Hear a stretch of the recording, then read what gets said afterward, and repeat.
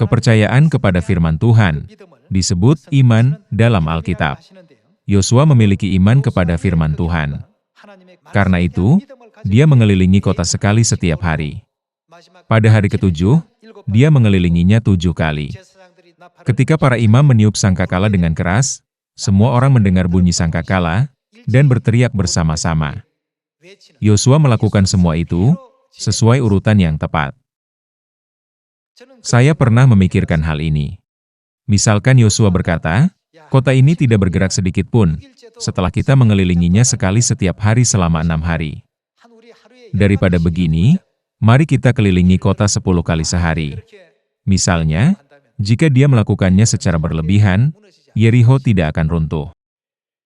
Sejarah itu terjadi, bukan karena mereka melakukan banyak hal, tetapi karena mereka bertindak sesuai dengan firman Tuhan. Itulah sebabnya, kita diminta untuk menaruh kepercayaan kita pada firman Tuhan. Jika Tuhan telah berjanji bahwa Dia akan menyelesaikan semuanya, kita harus percaya bahwa itu akan terjadi. Yerikho tetap teguh sampai hari ketujuh, ketika dilingkari 7 kali.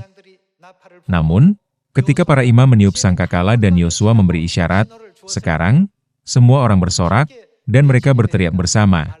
Semua orang menyaksikan hasilnya, tepat seperti yang dijanjikan dalam firman Tuhan. Bukankah itu akan jatuh lebih cepat, jika kita mengitarinya 20 kali setiap hari? Bukan itu masalahnya. Kita semua harus memiliki iman dalam firman Tuhan. Mari kita buka Kejadian pasal 6, dan membaca kasus lain. Bab 6 ayat 9. Inilah riwayat Nuh.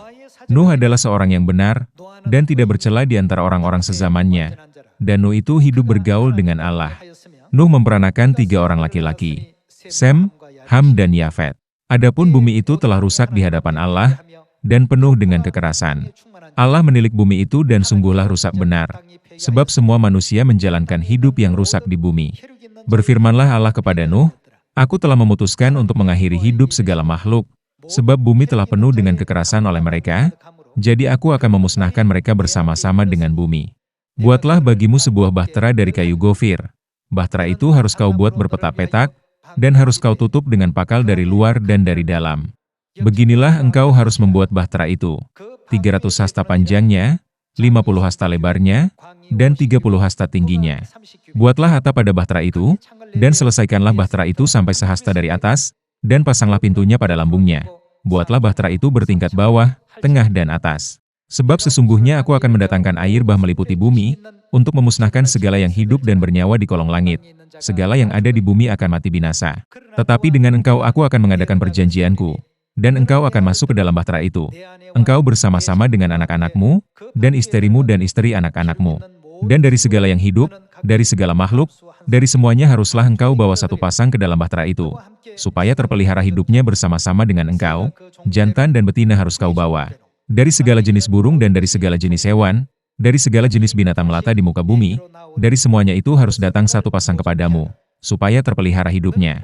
Dan engkau, bawalah bagimu segala apa yang dapat dimakan, kumpulkanlah itu padamu, untuk menjadi makanan bagimu dan bagi mereka. Lalu Nuh melakukan semuanya itu, tepat seperti yang diperintahkan Allah kepadanya, demikianlah dilakukannya. Ketika Tuhan berkata, Aku akan menutupi seluruh bumi dengan air, dapatkah Anda mempercayainya? Tuhan mengatakan sesuatu yang sulit dipercaya. Apa yang Nuh lakukan terhadap firman Tuhan? Dia percaya dan menaatinya. Yosua, Nuh, dan Abraham sangat percaya bahwa jika itu adalah firman Tuhan, itu pasti akan terjadi dan digenapi. Karena itulah, semua pahlawan dalam Alkitab dapat mempertahankan posisi mereka sebagai pahlawan iman. Hari ini, kita semua juga harus sangat percaya bahwa sejarah dibentuk oleh iman.